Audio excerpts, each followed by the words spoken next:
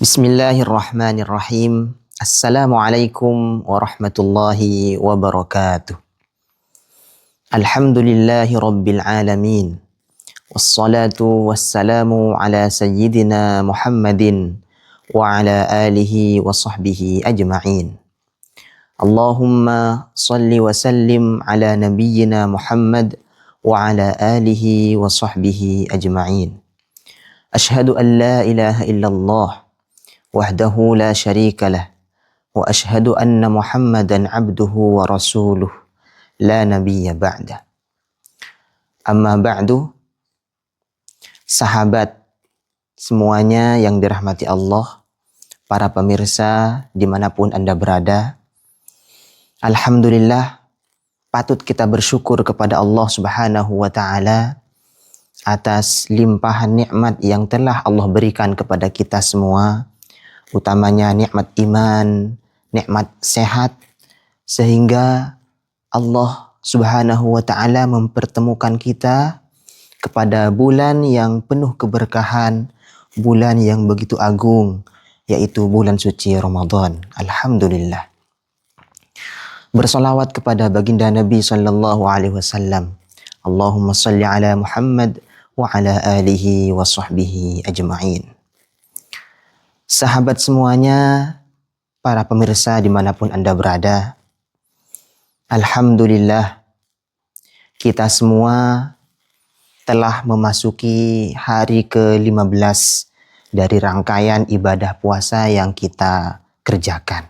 Alhamdulillah kita patut bersyukur kepada Allah Subhanahu wa ta'ala.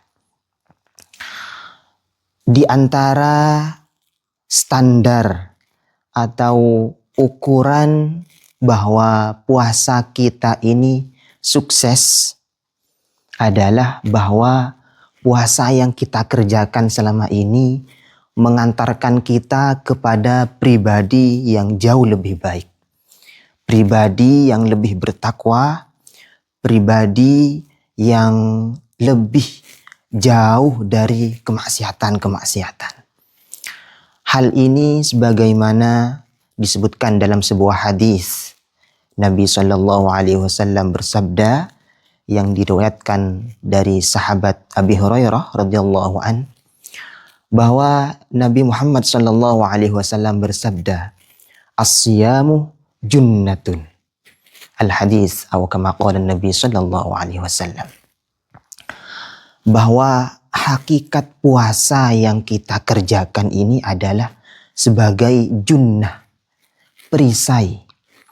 Artinya kita dituntut dengan puasa yang kita kerjakan dapat mengantarkan kita menjadi pribadi yang lebih baik, pribadi yang lebih bertakwa kepada Allah Subhanahu wa ta'ala. Sebagai perisai, kita tidak mudah menggunjing orang lain. Lisan kita punya perisai, tidak mudah berbohong, tidak mudah berkata kotor, dan lain sebagainya. Mata juga punya perisai, sebab puasa yang kita kerjakan tidak mudah memandang hal-hal yang tidak baik. Tangan dan kaki kita juga punya perisai, tidak mudah mengerjakan sesuatu yang tidak bermanfaat. Itulah hakikat puasa sebagai perisai bagi kita semua. Sebagaimana juga disebutkan oleh Al-Imam Al-Ghazali dalam kitabnya Ihya Ulumuddin, bahwa puasa itu ada 3 tingkatan, kata beliau. As-sawmu thalathu maratib. Sawmul umum, wa sawmul khusus, wa sawmu khawasil khawas, atau sawmu khususul khusus. Jadi tingkatan yang pertama adalah puasanya orang umum. Puasa ini tentu adalah tingkatan yang paling dasar.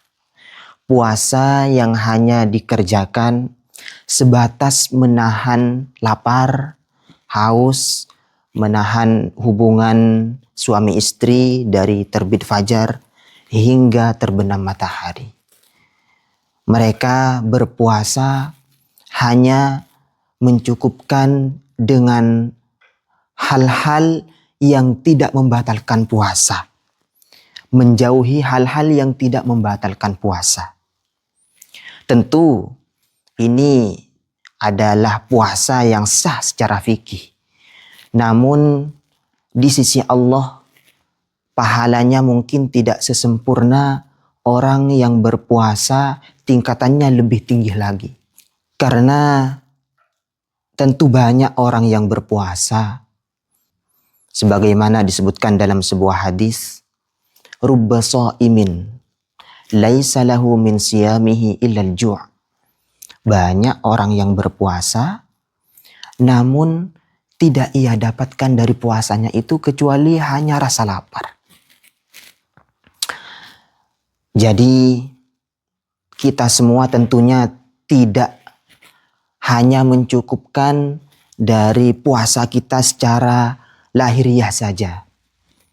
Artinya puasa yang hanya menahan rasa lapar, rasa haus, dan hubungan suami istri di siang hari. Namun akan lebih meningkat lagi ke tingkatan puasa yang berikutnya. Tingkatan puasa yang kedua kata beliau adalah tingkatan puasa orang khusus. Yaitu tingkatan puasa yang semua anggota tubuhnya juga ikutan berpuasa. Mata berpuasa dari memandang hal-hal yang kurang baik.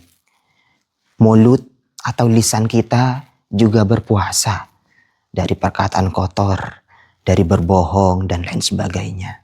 Tentu semua anggota badan kita juga ikutan berpuasa.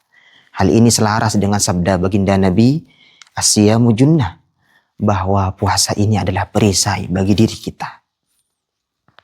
Kemudian tingkatan yang terakhir, kata Imam Ghazali, adalah tingkatan orang yang lebih khusus lagi, khawasil khawas, yang lebih spesial.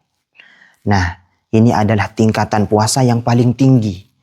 Karena di samping beliau menahan rasa lapar, haus, dan hal-hal yang membatalkan puasa yang lain, juga menahan semua anggota tubuhnya dari hal-hal maksiat, dari perbuatan-perbuatan dosa, perbuatan-perbuatan yang tidak diridhoi oleh Allah. Beliau juga menahan diri atau mengelola hatinya dengan baik. Artinya hanya khusus untuk Allah saja. Semua hal-hal yang dia kerjakan selama berpuasa diniatkan untuk Allah Subhanahu wa ta'ala. Hudurul qalb, hatinya ikhlas. Tidak ada niat-niat yang lain kecuali hanya mendapatkan ridho dan pahala di sisi Allah Subhanahu wa ta'ala. Hatinya ikhlas, hatinya hadir untuk Allah Subhanahu wa ta'ala.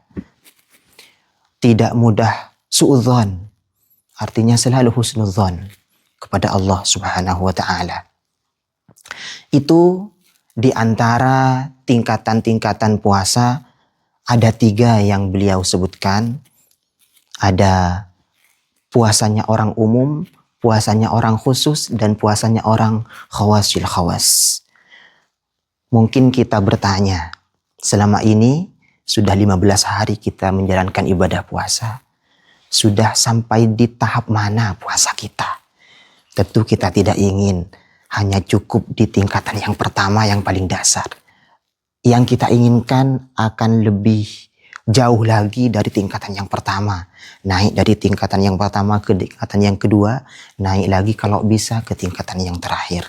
Mudah-mudahan Allah Subhanahu wa ta'ala senantiasa membimbing kita, memberikan kita ma'unah serta taufik dan hidayahnya, sehingga mudah bagi kita untuk menjalankan aktivitas selama bulan puasa ini dengan baik, mengerjakan hal-hal yang diridhoi Allah Subhanahu wa ta'ala, mengisi kegiatan-kegiatan puasa dengan hal-hal yang baik, tadarus Al-Quran lebih banyak, zikir lebih banyak, doa lebih banyak, sehingga kita tidak keluar dari bulan puasa ini kecuali semua dosa-dosa kita diampuni oleh Allah Subhanahu wa ta'ala.